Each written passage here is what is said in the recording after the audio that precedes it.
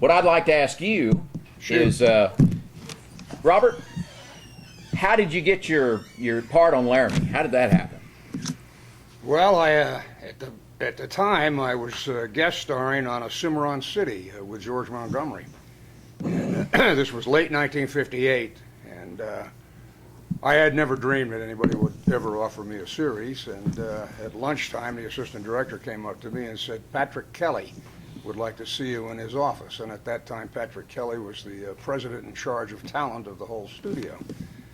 And I thought, uh-oh, what have I done wrong now? It's like going to see the principal, which I had to do quite a few times. Yeah, and I thought I was going to be in trouble. But anyway, I went up to his office, and the secretary ushered me into his office. And Patrick Kelly is a delightful Irishman, good-looking younger man, and with a great sense of humor. And he said, "We've been watching you at the studio, and we're interested in having you do a series for us." And I was really taken aback. I couldn't believe it, you know. I said, "My God, really?" You know. He said, "Yeah." He said, "We have a series called Markham, and it's starring Ray Milland, and there's a part in it for a young detective, and we'd like you to do it." And I said, "A detective?" And he said, "Yes." And I said, "Well," I said, "Sir, I really don't want to play a detective. I want to do. I'm looking to do a Western." And he says, "Did you hear what I just said? I'm offering you a co-starring role with Ray Milland in a television series." And I said, "Yes, sir, I understand that, but I don't want to play a detective. I want to be a cowboy. I want to do a Western." And he said, "I don't know what to tell you." He said, "Go on, just get out of here." So I turned around and I left, and I thought, "Oh man, that's the end of it. I'll never work at this studio again." And anyway, about another week later or so, my agent called me and said, "Patrick Kelly wants to see you again." And I thought, "Oh, what this could be, you know." So I went up to his office and I walked in, and he said, "Hello, star." I said, "Not quite, sir." I said, "Not quite, but what can I do for you?" And he said, and he threw a script across the table. He said, "Take this out in the office and read it, and then tell me what you think about it." And I said, "Okay." And I picked it up and I walked outside, and it was a half-hour version of a series called Laramie.